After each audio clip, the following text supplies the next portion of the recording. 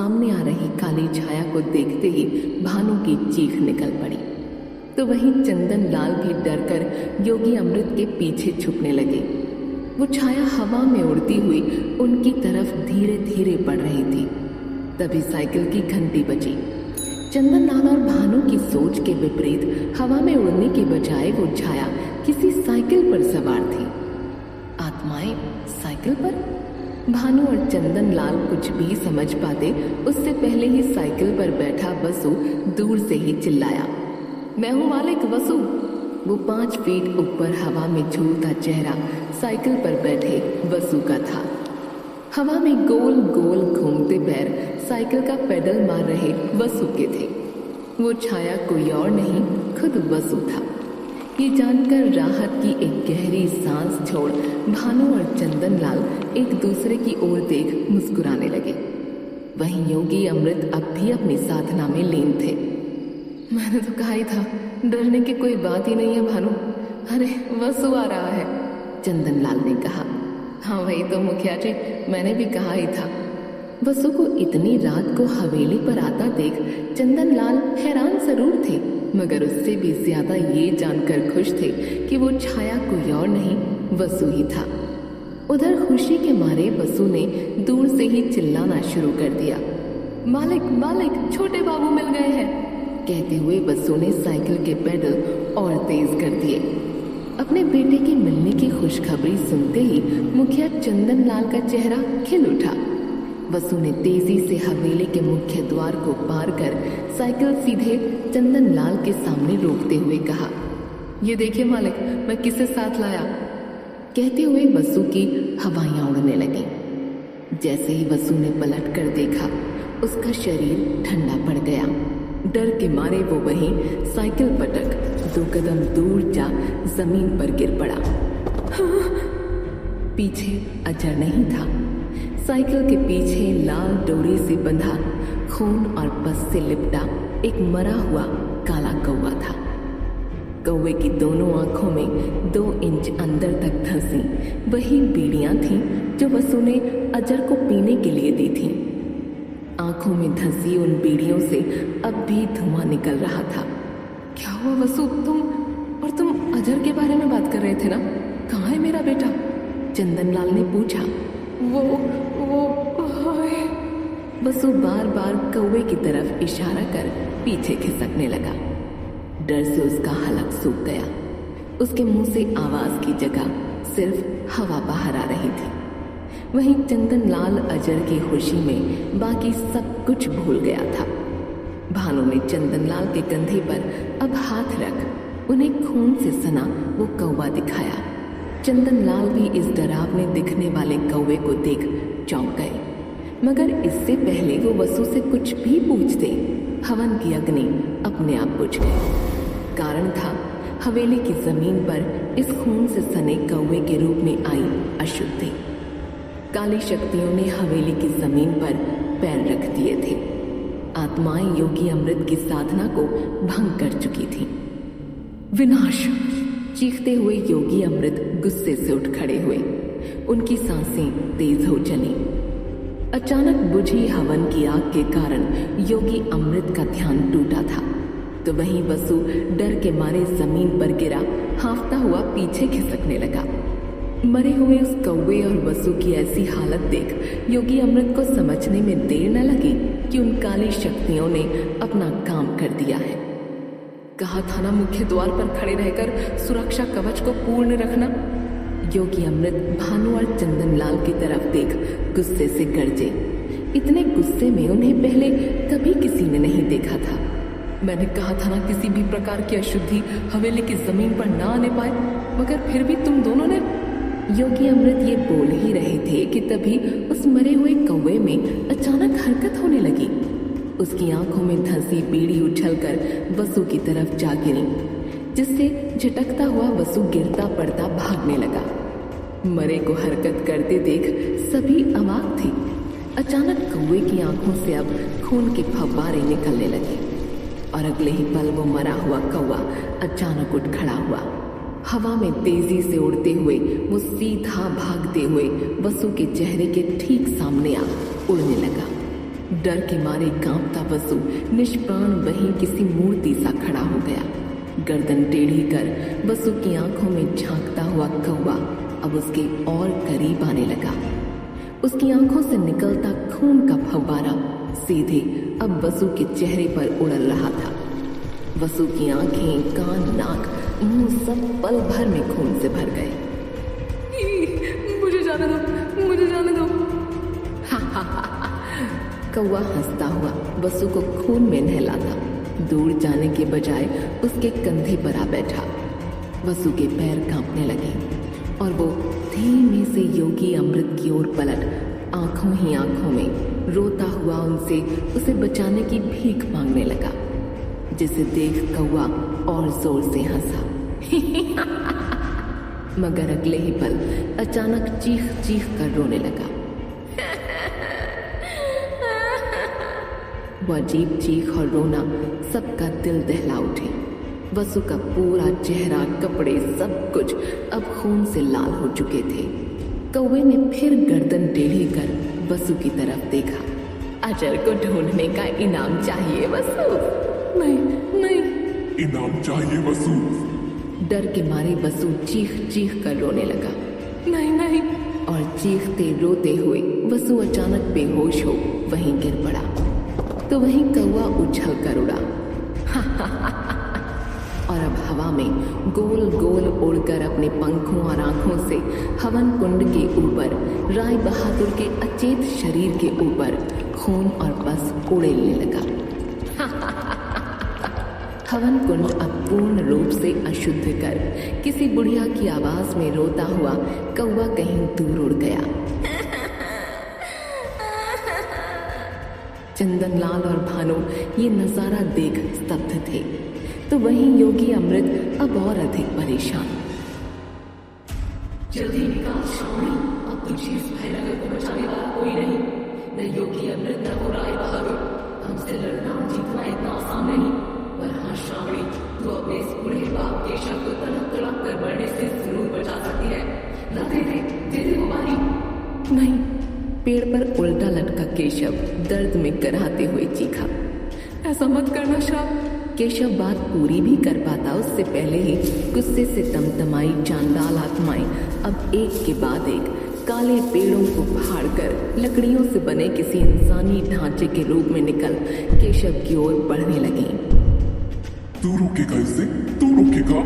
बेवकूफ, तुझे क्या लगा हम इस जंगल में भी उस राय बहादुर के जादू से बंधे हैं? बाली श्रावणी ने पहनी है केशव, इस जंगल ने नहीं। ये जंगल हमारा है, यहाँ हम पर कोई बंधन काम नहीं करता। गुस्से में चीखती चिल्लाती काली आत्माएं खून की लार टपकाती हुई एक साथ केशव पर टूट पड़ी और लकड़ी के अपने नुकीले दांतों से केशव का शरीर फाड़ उसके शरीर का मांस खाने लगी। केशव अपने आप को बचाने की नाकाम कोशिश कर रहा था। ये देख श्रावणी अपने बापू को बचाने दौड़ी। बापू! पर उन काले पेड़ों की झूलती टहनियों ने उसे भी पैरों से उठाकर उल्टा टांग दिया। बेबस और लाचार श्रावणी अपनी भीगी आंखों के सामने अपने बापू को दर्द से तड़पता देख रही थी। बापू! और हाँ, ये बाली अपने आप से किसी हालत में दूर मत होने देना। राय बहादुर के शब्द श्रावणी के दिमाग में गूंज रहे थे, तो वहीं उसकी आंखों के सामने चांडाल आत्माएं किसी नरभक्षी की तरह उसके बापू के बदन को नोच नोच कर खा रही थीं। श्रावणी ये देख न सकी। आखिर उन आत्माओं के सामने अपनी हार मानते हुए श्रावणी ने उस बाली का पेंच खोल ही दिया। पेंच खोलते ही एक भयानक तूफान तेज हवा लिए पूरे जंगल में उमड़ आया। राय बहादुर का जादू टूटने लगा। सारी आत्माएं जो पेड़ों के रूप में केशव का गोश्त नोच रही थीं, सभी एक साथ खुशी से पलटी। श्रावणी के कान में बाली का सिरा खुला देखकर सभी एक साथ इतनी जोर से हंसे कि श्रावणी और केशव की रूह कांप उठी।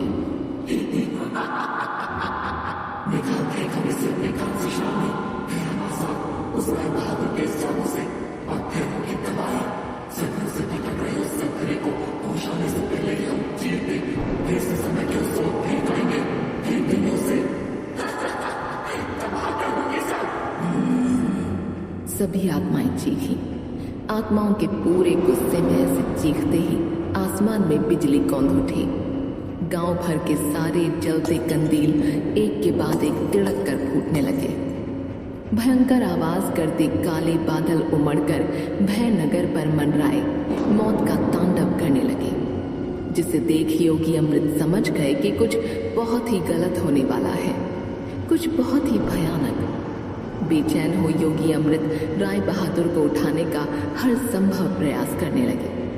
उठिए राय बहादुर, देखिए वो आत्माएं शक्तिशाली हो रही हैं, हमें इन्हें रोकना ही होगा। ब्रह्म मुहूर्त में अब भी कुछ समय बाकी है, आपकी बाली का बंधन टूट रहा है राय बहादुर, उठिए, इससे पहले कि सब बर्बाद हो जाए, सब खत्म हो जाए, आपको उठना ही होगा, उठना ही होगा। अचानक आए तूफानों से डरकर पूरा गांव अपने घरों से बाहर निकल चुका था। आसमान का ऐसा भयंकर रूप भयनगर ने पहली बार देखा था। श्रावणी के कान से बाली छूटकर नीचे गिरने को थी, पर जिद्दी पेंच अब भी उसके कानों में अटका हुआ था। सभी आत्माएं खून और मांस की लार टपकाती श्रावणी के कानों पर लटकती बाली को घूर कर देख रही थी। श्रावणी ने कान से बाली को निकालने के लिए अपना हाथ बढ़ाया, पर जैसे ही उसके हाथों ने बाली को छुआ, बादलों से एक कड़कड़ाती बिजली ठीक उसके सामने आ गिरी। कुछ पल के लिए सब कुछ इतना उजला हो गया कि श्रावणी और केशव की आंखें अंधिया गईं, कान सुन्न हो गए, सब कुछ एकदम शांत हो गया। लेकिन अगले ही पल आत्माएं फिर चीखीं। योगी अमृत के लाख उठाने पर भी राय बहादुर जमीन पर मूर्छित पड़े थे, उनके शरीर में कोई हरकत न थी। तभी बादल से टपकती बूंदें अब राय बहादुर पर बरसने लगी। बूंदों के राय बहादुर को छूते ही अचानक राय बहादुर की आंखों की पुतलियां हिलने लगीं। जमीन पर पड़े पड़े ही अचानक उनकी आंखें खुली और उनकी पुतलियों का रंग अजीब तरह से उनकी पूरी आंखों में फैलने लगा। उनकी आंखों से काले आंसू बहने लगे, जिसे देख योगी अमृत सन्न रह गए। उन्हें कुछ बहुत गलत होने की आशंका होने लगी। काली शक्तियां राय बहादुर के मन पर हावी होने लगी थीं। योगी अमृत ने तुरंत आसमान से बरसते पानी को अपनी हथेली में भरा और किसी मंत्र का जाप करते हुए उसे राय बहादुर के शरीर पर सिर से पांव तक छींटने लगे। ऐसा करते ही राय बहादुर का पूरा शरीर बिजली सा झटके खाने लगा। राय बहादुर के शरीर के अंदर से दुख और पीड़ा की हृदय विदारक चीखें निकलने लगी। उन्हें बहुत दुख, बहुत पीड़ा हो रही थी।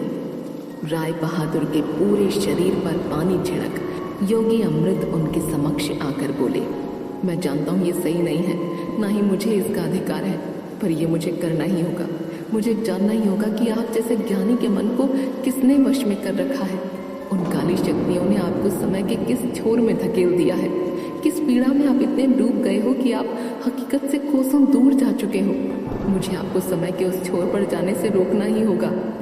कहते हुए योगी अमृत ने अपने दाहिने हाथ के अंगूठे को राय बहादुर के मस्तक पर भौं के बीच रख दिया। योगी अमृत के ऐसा करते ही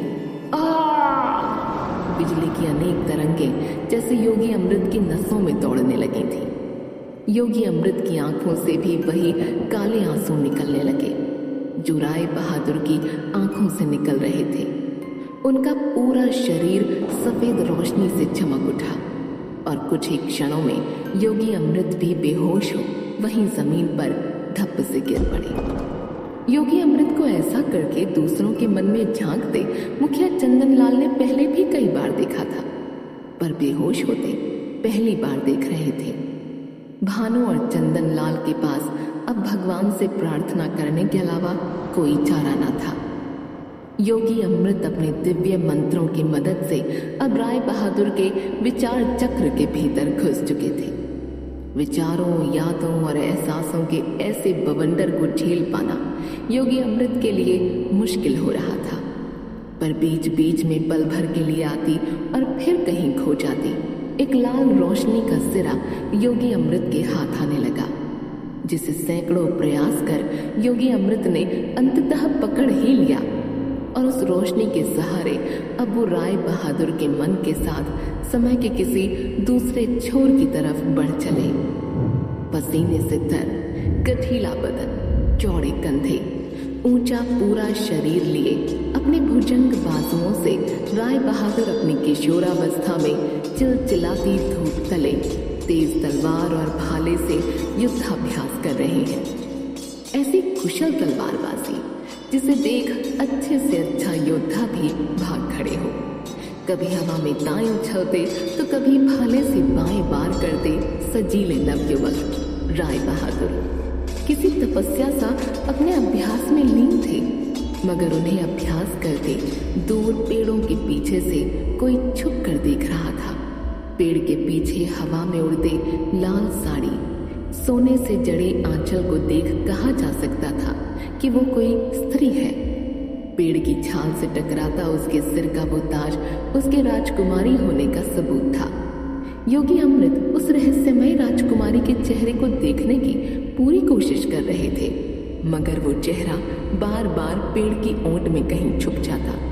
मगर तभी यादों के इस चक्र में एक जोरदार पल दिखाई और अब योगी अमृत को वो दृश्य दिखाई दिया जिसकी कल्पना भी दिल को दहला दे।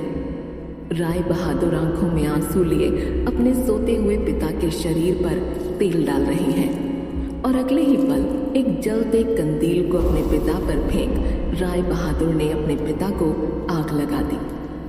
आग में झुलसते राय बहादुर के पिता चीखते हुए उठ खड़े हुए।